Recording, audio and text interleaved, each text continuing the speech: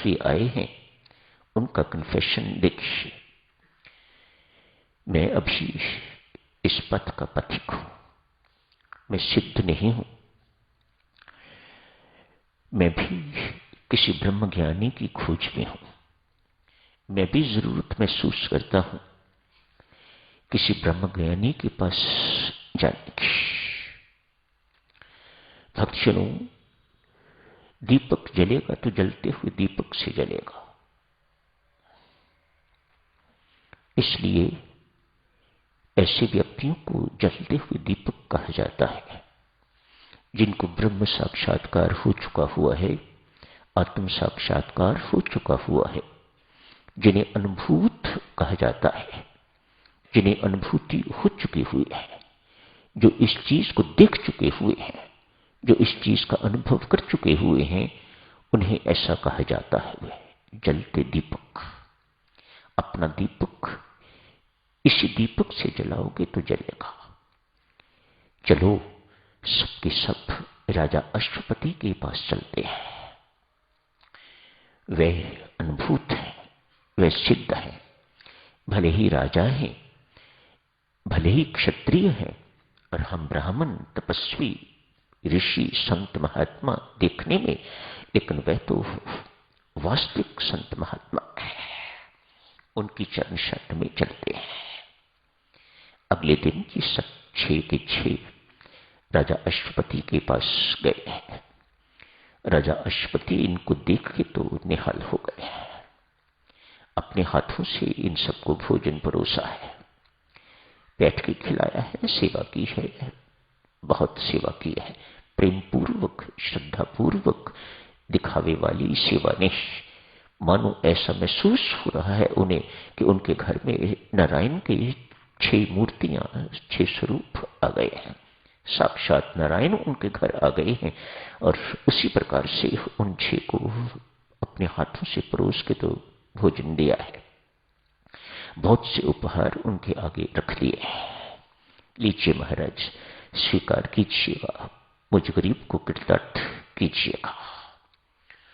मुनि एक दूसरे के मुख की ओर देख रहे हैं। लगा इनके मन में कहीं ऐसी बात है। मन ही मन सोचा मुनियों ने, इनके पास जो भी आता होगा इसी काम के लिए आता होगा। तो राजा ने ठीक ही सोचा कि ये भी इसी काम के लिए आए होंगे, इसलिए भोजन भी करवा दिया। पेट भर भोजन करवाया है, स्वादु भोजन करवाया है, स्वयं परोसा है, इत्यादि इत्यादि, और अनेक सारे उपहार हमारे आगे रख दिए हैं। इनके पास जो भी कोई आता होगा इसी काम के लिए आता होगा। और राजा की सोच बिल्कुल सही कि ये भी इसी काम के लिए आए होंगे। एक दूसरे की ओर देख रहे हैं, हम इस काम के लिए नहीं आए। राजा ने मन ही मन सोचा, संत महात्मा है, कोई साधारण ब्राह्मण इत्यादि होते तो ये ब्राह्मण भी हैं, ब्रह्म ऋषि जैसे कहिएगा, ब्राह्मण भी हैं, ऋषि भी हैं। मन में ये बात होगी कि हम पवित्र धन स्वीकार करते हैं। उस दिन आपने पढ़ा था अश्वपति अपने लिए किस प्रकार का कहते हैं। तो इस बात को स्पष्ट करने के लिए महात्माओं को राजा अश्वपति कहते हैं, मुनियों, मेरे राज्य में कोई चोर नहीं है।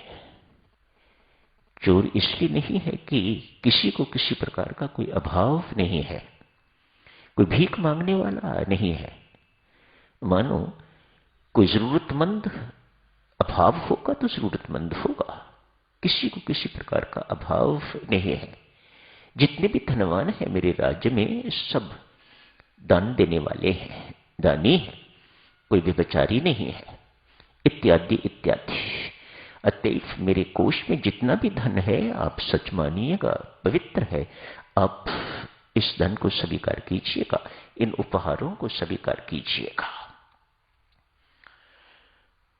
महर्षि कहते हैं, राजन, ये बातें हम सब जानते हैं। जो आप अपने राज्य के बारे में बता रहे हो हमें इनका पता है, पर हम इस काम के लिए नहीं आए। सोचा अगले सप्ताह बहुत बड़ा यज्ञ में करने वाला हो सकता है ये उस यज्ञ में भाग लेने के लिए आए।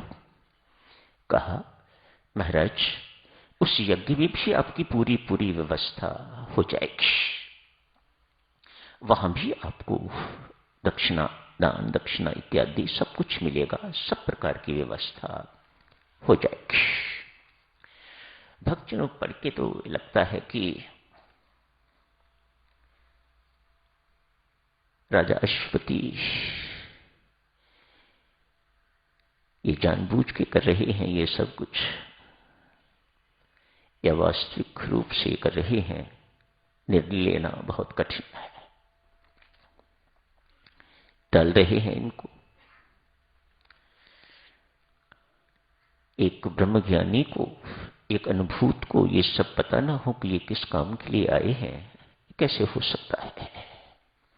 कम से कम मेरा मन तो इस बात को नहीं मानता। पर उपनिषदों की कथा है साधक, उपनिषद माफ करें, परमात्मा माफ करें मेरी इस शंका को, लेकिन मन ये कहता है कि नहीं, राजा अश्वपति इन्हें टाल रहे हैं। मुनियों ने कहा, राजन, हम इस काम के लिए नहीं आए, तो फिर किस काम के लिए आए?